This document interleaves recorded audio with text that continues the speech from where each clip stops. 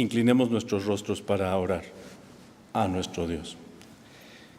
Omnipotente Dios y Padre nuestro celestial, gracias te damos porque estamos presentes este grupo de hijos tuyos y oramos, Señor nuestro, porque abras nuestras mentes, nuestros corazones, nuestros entendimientos y tu palabra santa nos hable, Señor, al corazón.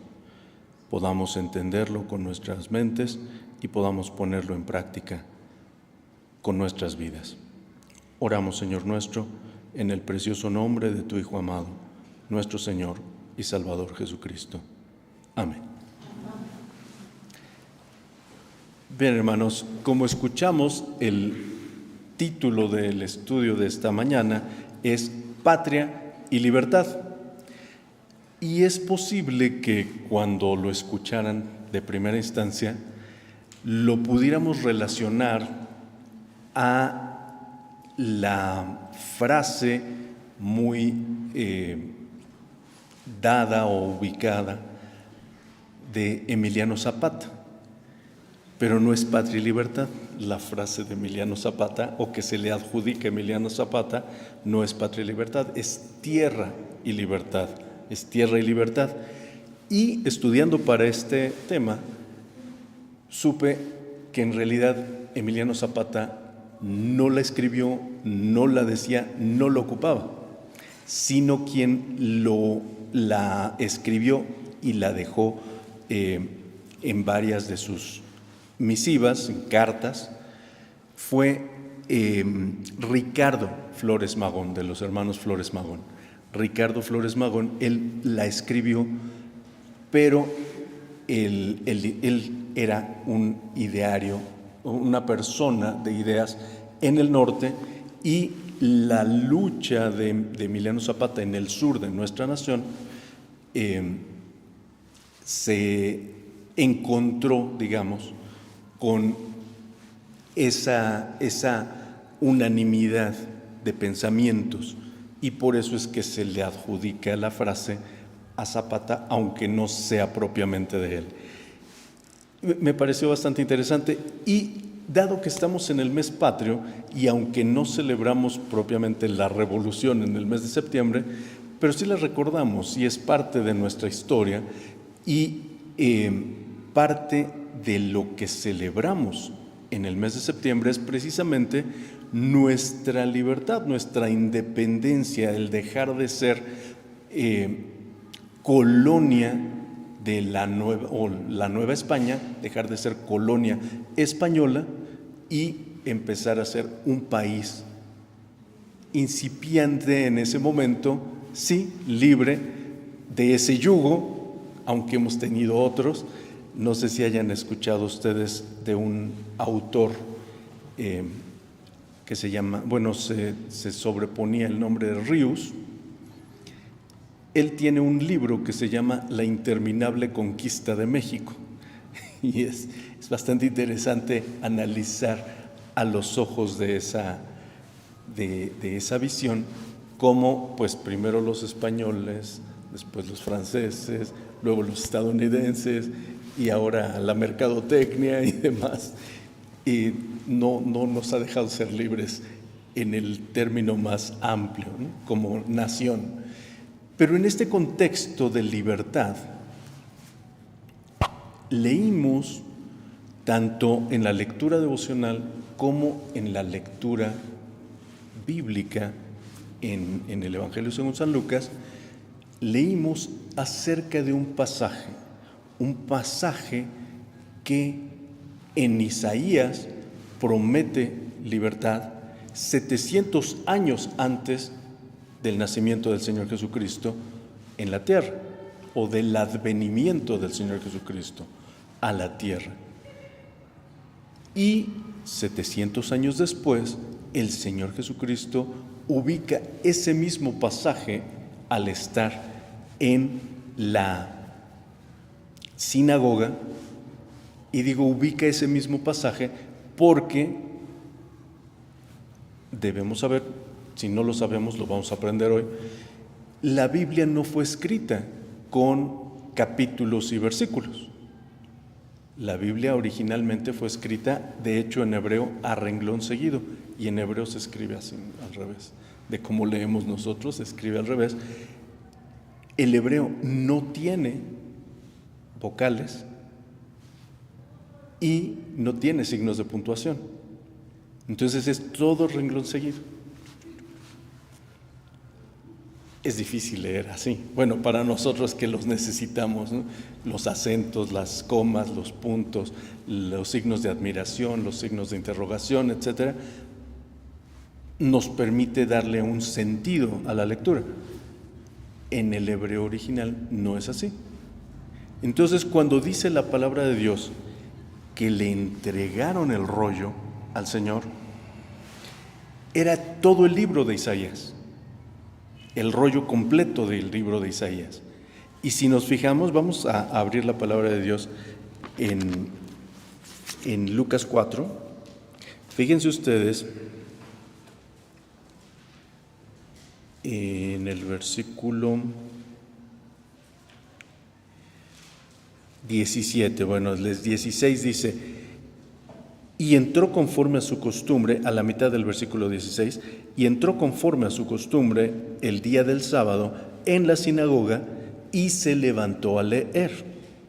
Y fuele dado el libro del profeta Isaías, es decir, el rollo. Nosotros cuando decimos libro pensamos así, en un empastado, pero en ese entonces no existían los libros en esta forma. Era un manuscrito hecho en piel de animales ceremonialmente puros, es decir, animales que habían muerto en holocausto. Las pieles de esos animales se curtían para hacer los rollos de la palabra de Dios que se leían en el templo y en las sinagogas. Eso lo hacían así, se escribía, y entonces el rollo de Isaías, no era lo que se echaba un rollo Isaías, no, era el rollo literalmente de estas pieles que en todo el conjunto del rollo se escribía los 66 capítulos que ahora tenemos nosotros de Isaías, se escribían completos. Entonces fíjense ustedes cómo dice: el día del sábado en la sinagoga se levantó a leer, versículo 17, y fuele dado el libro del profeta Isaías, y como abrió el libro, ¿cómo dice después? Halló el lugar donde estaba escrito. ¿Sí se fijan? No fue casual, él buscó específicamente esta porción del libro. Buscó lo que ahora para nosotros es el capítulo 61 del protoevangelio o del primer evangelio, que es el libro de Isaías. Y así se le conoce también como protoevangelio porque habla del Mesías, tanto su nacimiento, su pasión, crucifixión y muerte, su exaltación y aún el reino milenial que todavía está por venir en nuestros días. Por eso se le conoce como el primer evangelio al libro de el profeta Isaías. Bien, estaba allí y lo encuentra y lee. ¿Sí se fijaron? Dice: halló el lugar donde estaba escrito. Y a partir del versículo 18 nos narra lo que lee el Señor Jesucristo.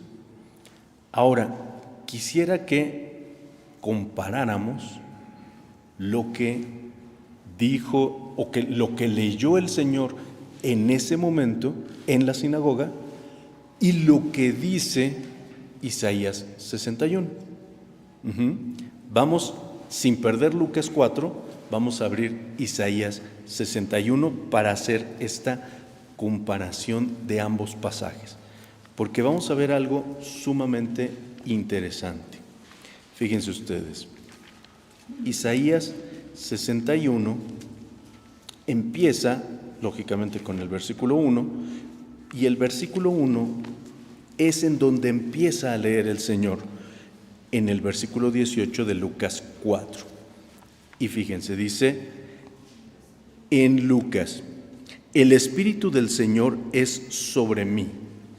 El Espíritu del en Isaías 61 dice: el Espíritu del Señor Jehová es sobre mí. Allí ya encontramos una diferencia, si se fijaron. Isaías dice del Señor Jehová, y en Lucas 4 no dice, nada más dice Señor. Bien. Porque me ungió Jehová, dice Isaías 61, por cuanto me ha ungido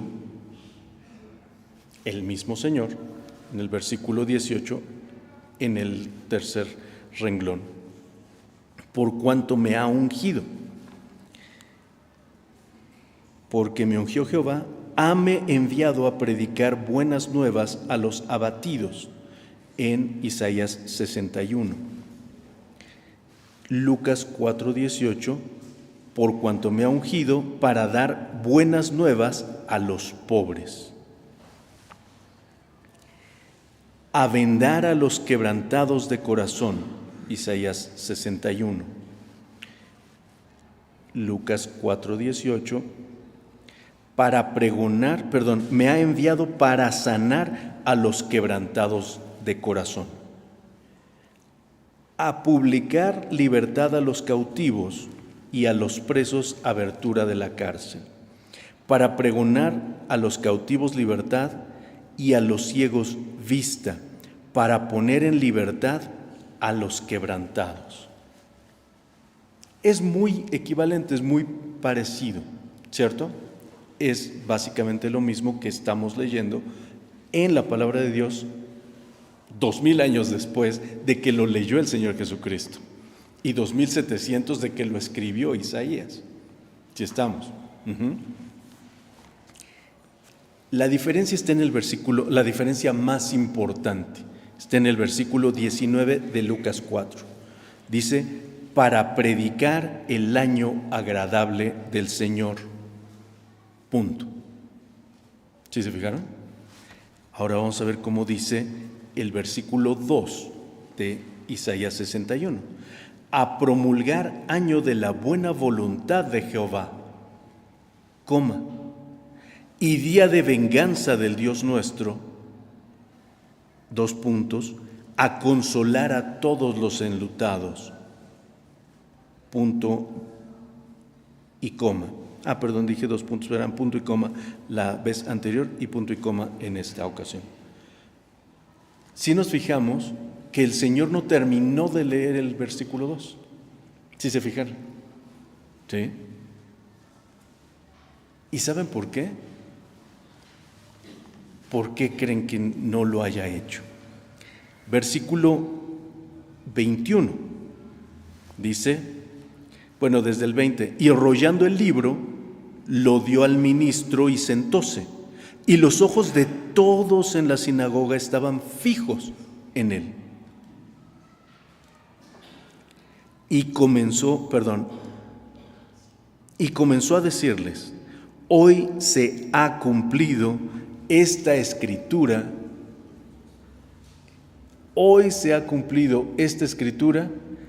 en vuestros ojos. Ese día se estaba cumpliendo esa escritura frente a los ojos de los que escucharon al Señor leer en el rollo del libro de Isaías. Pero lo demás todavía no. Si nos damos cuenta, lo que sigue en ese mismo versículo todavía no era el momento de cumplirse. Por eso no lo leyó el Señor y por eso no está aquí registrado. ¿Sí estamos claros? Todo lo que sigue está por venir. Todavía no se ha cumplido. Esto es bien interesante porque claramente el Señor terminó la lectura en ese punto. Aunque no había un punto. Recuerden ustedes que en el hebreo no existen los puntos de ortografía, digámoslo así. allí terminó la idea, porque hasta allí se estaba cumpliendo frente a los ojos de aquellos hombres que escuchaban la lectura de la palabra de Dios. ¿Sí? Es interesantísimo, ¿verdad? Muy, muy importante, porque de repente nosotros creemos que porque pues todo está en un mismo versículo, todo pasa al mismo tiempo, y no es así. No es así. La palabra de Dios claramente lo establece. El mismo Señor Jesucristo establece que se cumplió hasta la mitad del versículo 2 de Isaías 61. Pero la segunda mitad, no. Pero lo interesante y lo importante para nuestro estudio de hoy, aparte de esto que es sumamente trascendente, es que analicemos lo que dice la palabra de Dios. En Isaías dice: hame enviado a predicar buenas nuevas a los abatidos, a vendar a los quebrantados de corazón, a publicar libertad a los cautivos y a los presos abertura de la cárcel, a promulgar año de la buena voluntad de Jehová. Eso dice Isaías 61. El Señor lo lee y dice: el Espíritu del Señor es sobre mí. El Señor Jesucristo lo dice: por cuanto me ha ungido para dar buenas nuevas a los pobres, me ha enviado para sanar a los quebrantados de corazón, para pregonar a los cautivos libertad y a los ciegos vista, para poner en libertad a los quebrantados, para predicar el año agradable del Señor. Estas son las buenas nuevas: la libertad para los cautivos, la sanidad para los enfermos, la vista para los ciegos.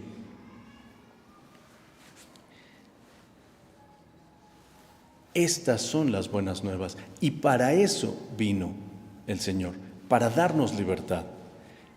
Ahora, empezamos con el título Patria y Libertad, pero en general entendemos el sentido que tienen estas dos palabras, pero me gustaría pues subrayar lo que significan estas palabras. Busqué en el diccionario de la Real Academia Española de la Lengua, y patria, entre otras acepciones, significa tierra natal o adoptiva, ordenada como nación, a la que se siente ligado el ser humano por vínculos jurídicos, históricos y afectivos. Es decir, la tierra a la que yo pertenezco. En nuestro caso, lo que nos une en el territorio nacional es ser mexicanos. Y tenemos nuestros símbolos patrios, pero sin duda lo que más nos une es el fútbol. Ahí no importa a qué equipo le vayas en la liga, como se llame, todos somos mexicanos, ¿no? Y si no somos mexicanos, nos hacemos mexicanos para ganar en el fútbol. Aunque no siempre se logre, ¿verdad? Pero bueno, ese ya es otro asunto. El punto es que es un factor de identidad, y lo vemos clarísimamente en todas las naciones, en el Mundial precisamente. Ustedes ven que los noruegos se sienten muy noruegos cuando van al estadio, y así los italianos y los suecos y los argentinos y los peruanos y los sudafricanos y los nigerianos y los de Ghana, aunque pierda, pero estamos así, ¿verdad? Todos se pierden. Los mexicanos, por supuesto, se pintan solos en cualquier parte del mundo, ahí están listos para cantar el himno, el cielito lindo, ¿no? Y nos sentimos parte A veces, aunque no nos guste el fútbol o no nos guste algún partido en particular, pues sí tenemos alguna afinidad por ver o saber si ganaron o perdieron, ¿no? Al menos, porque pues es el equipo representativo de la nación, de nuestra patria. Y lo mismo ahora que va a ser el grito de la conmemoración del grito de Dolores, pues nos gusta ir al centro y gritar Viva México y sentirnos parte de la nación al escuchar la arenga presidencial, al decir que vivan los héroes que nos dieron patria y libertad, ¿cierto? Uh-huh. Lo sentimos así, bueno, tan así que también lo hacemos nosotros en el salón social aquí en el templo, ¿no? ¿Por qué? Pues porque nos sentimos miembros de esta patria mexicana. Nos sentimos unidos, nos sentimos vinculados, nos sentimos cercanos a esta tierra. Eso es patria. Y libertad, ¿qué significa libertad? Cuando lo busqué, me llamó mucho la atención. La libertad, entre otras acepciones, es el estado o condición de quien no es esclavo. Eso es libertad. Otra acepción es estado de quien no está preso. ¿Lo entendemos? La primera acepción que viene en el diccionario es facultad natural que tiene el hombre de obrar de una manera o de otra y de no obrar, por lo que es responsable de sus actos. Es decir, la capacidad que tiene el ser humano de hacer o de actuar de una u otra forma o no hacerlo. Esa es la libertad. Y una última acepción dice: en los sistemas democráticos, derecho de valor superior que asegura la libre determinación de las personas. Es decir, en un gobierno es un derecho que se protege por parte del gobierno para que las personas decidan tanto por quién ser gobernadas como cuáles son las formas de gobierno apropiadas para esas personas. Esto es lo que dice el diccionario sobre la libertad. Sin embargo, el Señor tiene una definición mucho más profunda, mucho más allá de lo que los libros o los conceptos, tanto legales como jurídicos, como de gobierno propiamente, o incluso solamente o meramente intelectuales, reducen o circunscriben o delimitan. Les invito, hermanos, a que vayamos a Juan 8 para leer qué dice Dios respecto de esto. El Evangelio según San Juan, capítulo 8. Vamos a dar lectura a partir del versículo 31 y hasta el versículo 36. Dice así la palabra de Dios: y decía Jesús a los judíos que le habían creído: si vosotros permaneciereis en mi palabra, seréis verdaderamente mis discípulos, y conoceréis la verdad, y la verdad os libertará. Y respondiéronle: simiente de Abraham somos, y jamás servimos a nadie. ¿Cómo dices tú, seréis libres?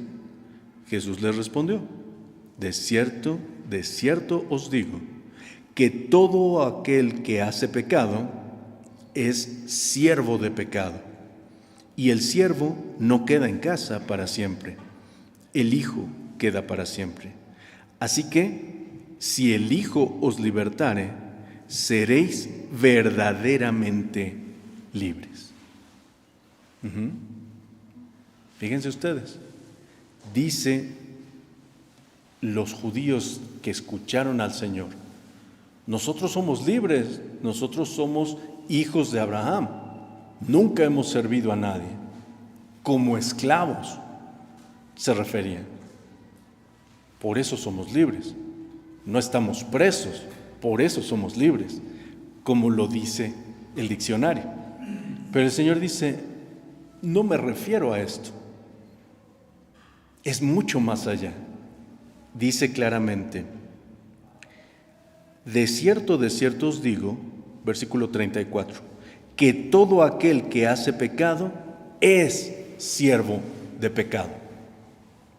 Y ustedes recordarán, hermanos, aquel momento en que el Señor Jesucristo es presentado con una mujer que era adúltera, que había sido, digamos, capturada en el acto del adulterio. La presentan delante de él y la van a apedrear. ¿Se acuerdan de esa historia, verdad? Y el Señor Jesucristo, sin levantar la vista, les dice: aquel que esté libre de pecado, que lance la piedra el primero. Salud. Que lance la piedra el primero. Y siendo redargüidos por la palabra de Dios, porque el Señor Jesucristo la dijo, poco a poco, empezando por los más viejos, reconociendo su propio pecado, dejaron las piedras y se fueron saliendo. ¿Sí se acuerdan? ¿Cierto? Y la palabra de Dios lo dice: por cuanto todos pecaron y están destituidos de la gloria de Dios. Todos hemos pecado, todos estamos destituidos de la gloria de Dios. No hay justo ni aún uno. Estamos entonces esclavizados por el pecado, si todos pecamos. Y lo que dice el Señor Jesucristo es que el que peca es esclavo del pecado. Y entonces, aunque tengamos libertad física, aunque tengamos la libertad en cuanto a capacidad de decidir si quiero o no levantarme, si quiero o no trabajar, si quiero o no salir o entrar o comer o no, tengo esas libertades, pero sigo siendo esclavo del pecado. Pero dice también el versículo 36: así que si el Hijo os libertare, seréis verdaderamente libres. Si el Hijo os libertare, seréis verdaderamente libres. Si el Hijo os libertare. ¿Quién es el Hijo? El Señor Jesucristo. Si el Señor Jesucristo te liberta, entonces vas a ser verdaderamente libre. Verdaderamente libre.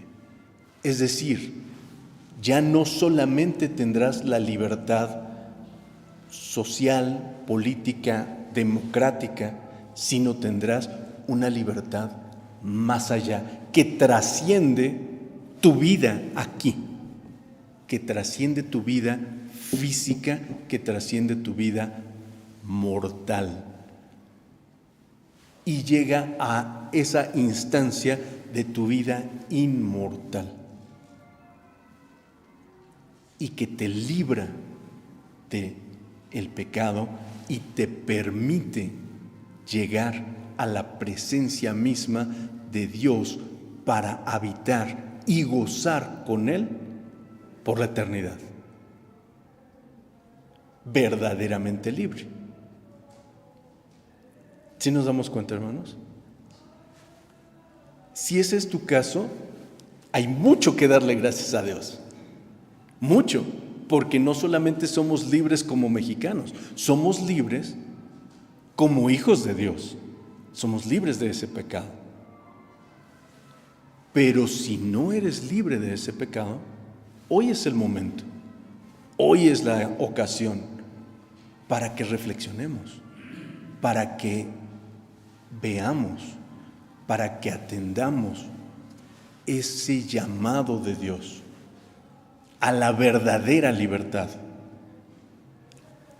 al que tú no seas esclavo de pecado más, sino que estemos en libertad de ese pecado, que gocemos la libertad, no solamente de poder actuar como nos parezca apropiado, sino de vivir libres de pecado, de vivir sin ese peso encima. Porque la paga del pecado es muerte, mas la dádiva de Dios es vida eterna en Cristo Jesús, Señor nuestro. Y el que ha creído en el Señor pasó de muerte a vida. Y esa es la verdadera libertad. Esa es la libertad que nos llena de gozo, que nos infunde fortaleza para que venga lo que venga, estemos firmes, fuertes, gozosos, llenos de energía para poder librar la batalla que sea, la batalla que Dios nos ponga a realizar. ¿Sí estamos claros, hermanos? Esa es la promesa de libertad. Si el Hijo os libertare, dice, primero, y conoceréis la verdad, y la verdad os libertará. Y el Señor Jesucristo dijo, yo soy el camino y la verdad y la vida. Nadie viene al Padre sino por mí. Conoceréis la verdad, al Señor Jesucristo, y la verdad os libertará. Así que, versículo 36, si el Hijo os libertare, seréis verdaderamente libres. ¿Queremos ser verdaderamente libres? Sí, sí queremos, ¿verdad? Ya vi muchas cabecitas que dijeron que sí. Si queremos ser verdaderamente libres, atendamos este llamado, que el Hijo nos liberte. Ese Hijo que dijo, yo soy el camino, y yo soy la verdad, y yo soy la vida. Nadie acude, nadie puede llegar, nadie puede alcanzar la vida eterna con y junto al Padre si no es a través del Señor Jesucristo. Esa es la verdadera libertad. Y como mexicanos nos falta para alcanzarla. Como mexicanos nos falta, no a mí en lo particular o a los que estamos aquí reunidos, en general, como mexicanos, a los 120 millones de mexicanos que somos.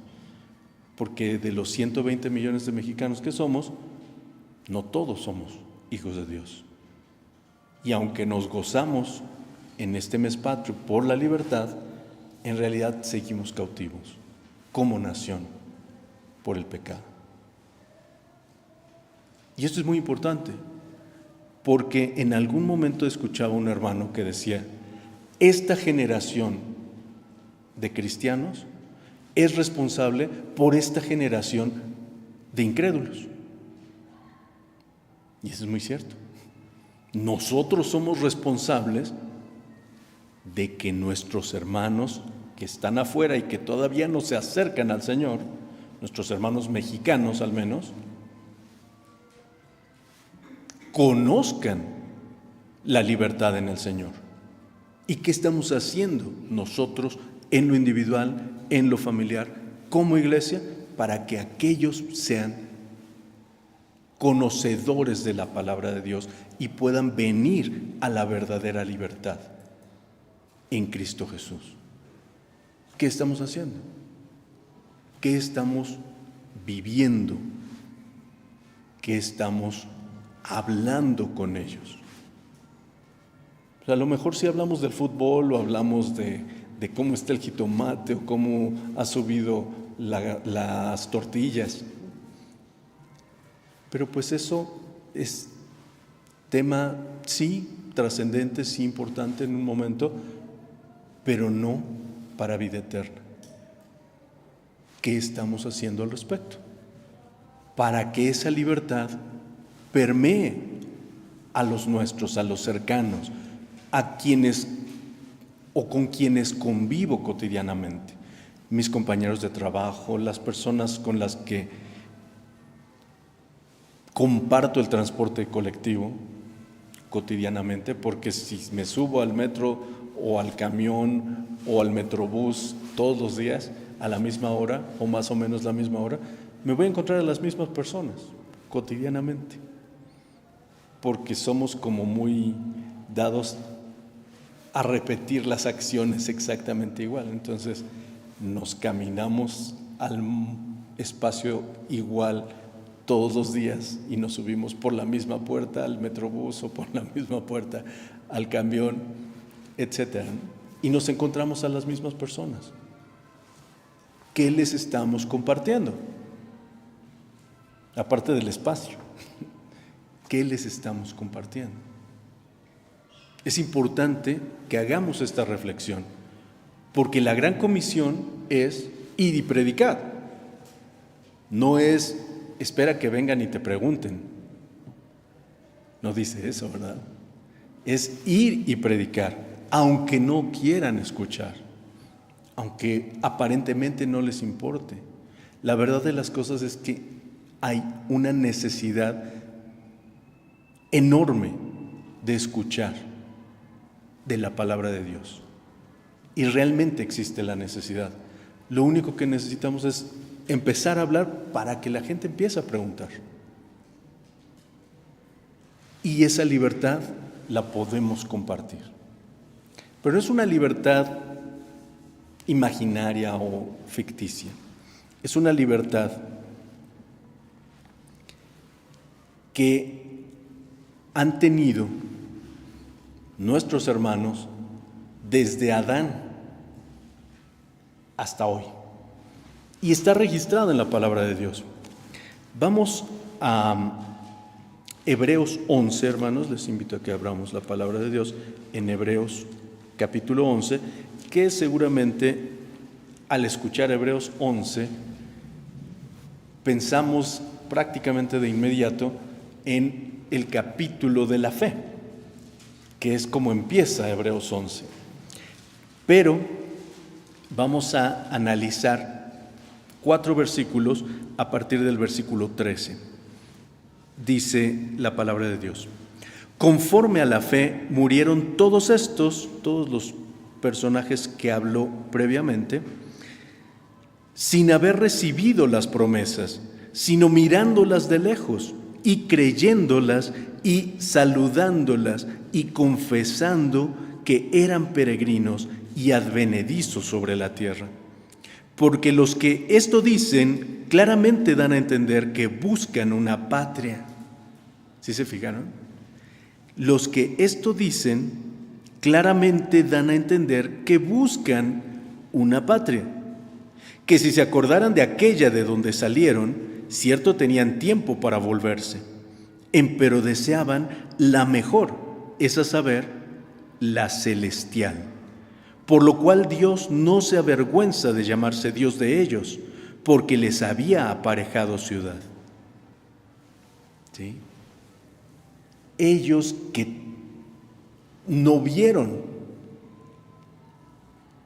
el advenimiento del Señor Jesucristo, que murieron creyendo que vendría el Mesías, pero no lo vieron, tuvieron fe en que vendría ese Mesías y esperaban esa patria celestial.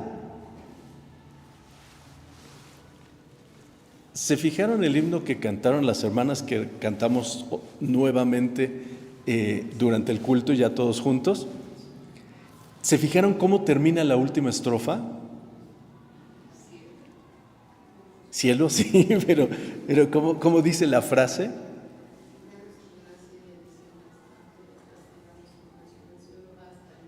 Hasta el momento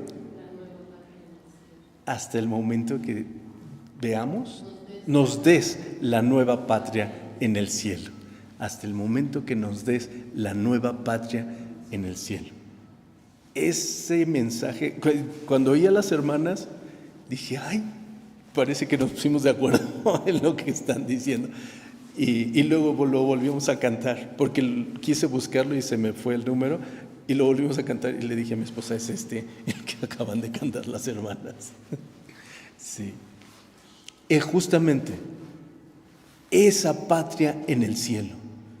Y no es una idea nada más, también está asentada en la palabra de Dios, también está descrita en la palabra de Dios, esa patria celestial, esa patria a la que accedemos por la verdadera libertad que nos da el Hijo, esa patria permanente. Y vamos a Apocalipsis 21 para leer respecto de esta patria celestial, cómo lo describe la palabra de Dios en los primeros 8 versículos de Apocalipsis 21. Y vi un cielo nuevo y una tierra nueva, porque el primer cielo y la primera tierra se fueron, y el mar ya no es. Y yo, Juan, vi la santa ciudad, Jerusalén nueva, que descendía del cielo de Dios, dispuesta como una esposa ataviada para su marido. Y oí una gran voz del cielo que decía: He aquí el tabernáculo de Dios con los hombres, y morará con ellos, y ellos serán su pueblo, y el mismo Dios será su Dios con ellos. Y limpiará a Dios toda lágrima de los ojos de ellos, y la muerte no será más, y no habrá más llanto, ni clamor, ni dolor, porque las primeras cosas son pasadas.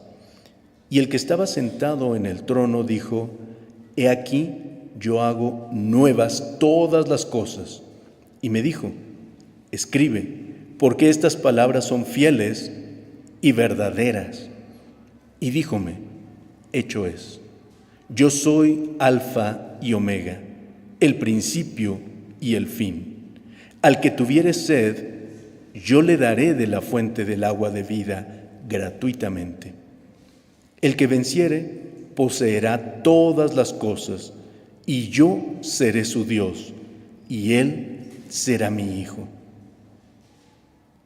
Mas a los temerosos e incrédulos, a los abominables y homicidas, a los fornicarios y hechiceros, y a los idólatras y a todos los mentirosos, su parte será en el lago ardiendo con fuego y azufre, que es la muerte segunda.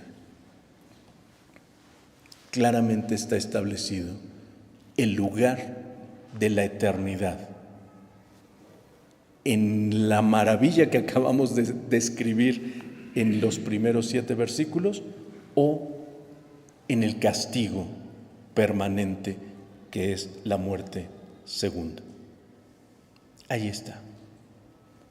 ¿Qué preferimos? ¿La libertad o el encarcelamiento o la esclavitud del pecado que finalmente nos llevaría a esta perdición? Pero por la gracia de Dios, la libertad que Él nos ha dado nos da una adscripción, nos da la posibilidad de entrar a la patria celestial que está aquí descrita en Apocalipsis 21. Esto sí es de celebrar, ¿verdad? Si nos gusta celebrar la libertad de México del yugo español, ¿qué mayor celebración o qué mejor celebración tendríamos que hacer? Porque la gracia de Dios, la verdad del Hijo, nos hace libres verdaderamente para entrar a la patria celestial.